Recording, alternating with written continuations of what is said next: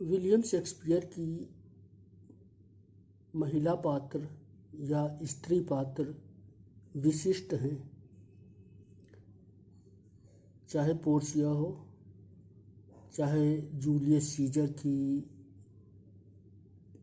ब्रूट्स से संबंधित पोर्शिया हो, चाहे रोजालिंड हो, चाहे बिएट्रिस हो, चाहे मिरांडा हो, सभी स्त्री पात्र अपने में विशिष्ट हैं। लेडी मैकबेथ भी अपने में विशिष्ट है। हैमलेट की बिलविड ओफिलिया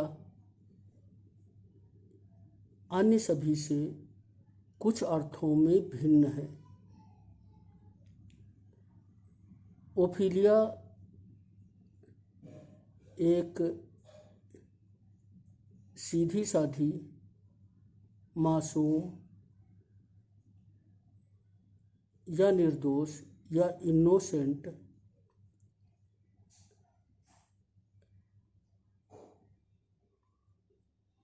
आज्ञाकारिणी, विनम्र और थोड़ी अधिक ही विनम्र पात्र है। वह अपने भाई की बातें सुनती है। बहुत ही वाचाल तथा उपदेश देने वाले पिता पोलोनियस की बातें सुनती है, सबके उपदेश सलाहों को सुनती है और उनका वह पालन भी करती है।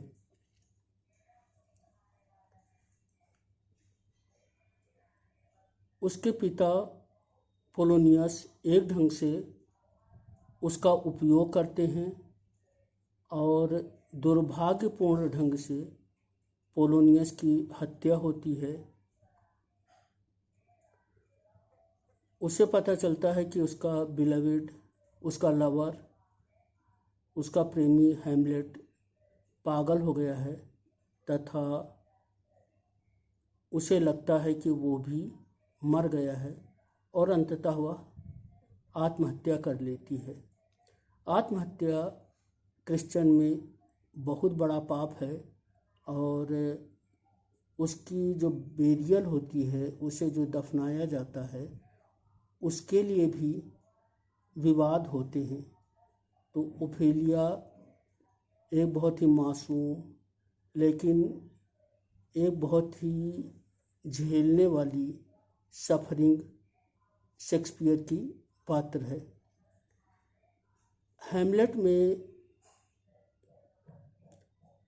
दो पागलपन आते हैं। एक तो हैमलेट यानी नायक का पागलपन और दूसरा ओफिलिया का पागलपन।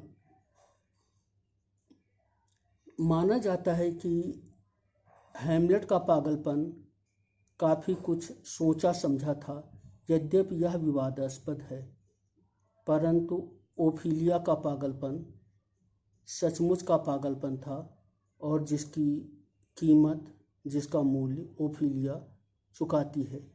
आए हम ओफिलिया के पागलपन के बारे में कुछ विस्तार से पढ़ते हैं। Ophelia's madness. Before her untimely death, Ophelia goes mad. Here is real madness as Hamlet's feigned, यानी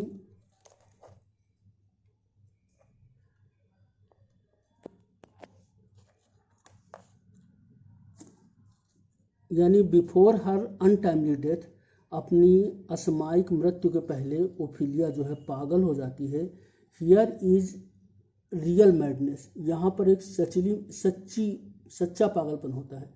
as Hamlet's friend, the major cause of Ophelia's madness is the sudden departure of her lover from England. तो इसका सबसे बड़ा कारण ये बताया जाता है कि उसका लवर जब इंग्लैंड जाता है अचानक इंग्लैंड जाता है तो ओफिलिया का दिल टूट जाता है। The other reason for her madness is her father sudden and unexplained death. एक विपर्य है, एक विरोधाभास है कि ओफेलिया के फादर पोलोनियस की दुर्भाग्यपूर्ण हत्या उसका लवर हैमलेट करता है, यद्यपि वो जानबूझकर नहीं करता है, लेकिन उसके लवर के द्वारा उसके फादर की हत्या होती है और इस बात को बताया नहीं जाता है, unexplained death.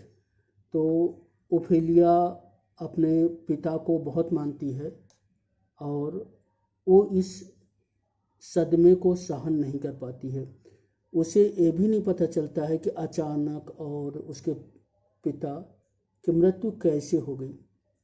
Dramatic luxury Suking says that the death of Ophelia was not necessary and it is a dramatic luxury।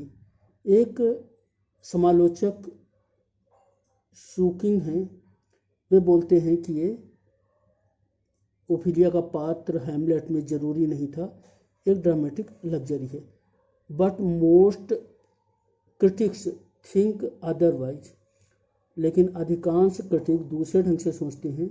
They say that it signifies the disorder in the state of Denmark, यानी Ophelia का जो पागल होना है, जो उसकी आत्महत्या है, यह डेनमार्क के उस समय का जो डिसऑर्डर था, जो अव्यवस्था थी, उसको बताता है। द रिप्रेस्ड पर्सनालिटी, ओफिलिया की जो पर्सनालिटी है वो बहुत ही दबी हुई है, बहुत ही रिप्रेस्ड है। जैसे कि मध्यम वर्ग में या बहुत सी लड़कियां होती हैं जिनको कि बहुत ही घर में अनुशासित होना पड़ता है, उनके पिता भी उन्हें सलाह उपदेश दिया करते हैं, उनके भाई भी दिया करते हैं, जैसे पैट्रियार्कल सोसाइटीज़ में होता है। तो वैसे ही ओफिलिया को उसके पापा पोलोनियस बहुत सारी सलाह देते हैं, यहाँ तक कि उसके प्यार के बारे में भी उसके भाई और उसके पापा उसे सलाह देते हैं, उसे सावधान करते हैं। तो किसी भी पैट्रियार्कल समाज में ये बहुत ही सामान्य सी चीज़ है, repressed personality. Freudians will admit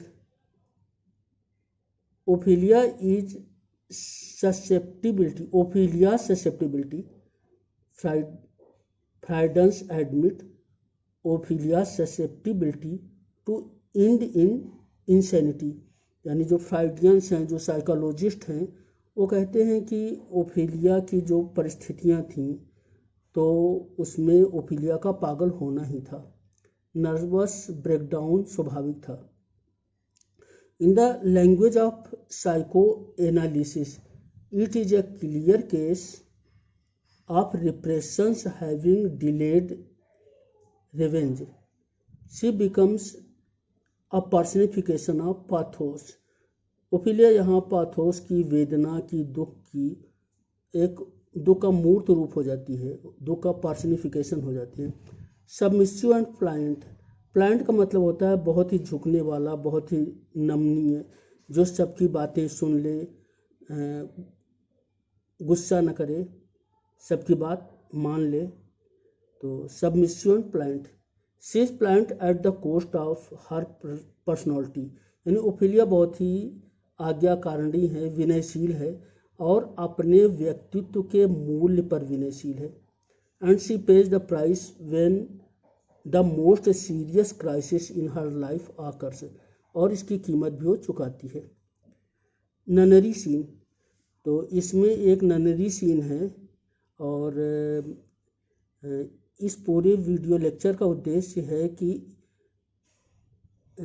आप सभी हैमलेट को पढ़ें और उसमें देखें कि जैसे ओफिलिया का चरित्र है उसको ओरिजिनल हैमलेट में पढ़ें और देखें कि ओफिलिया का चरित्र कैसा है।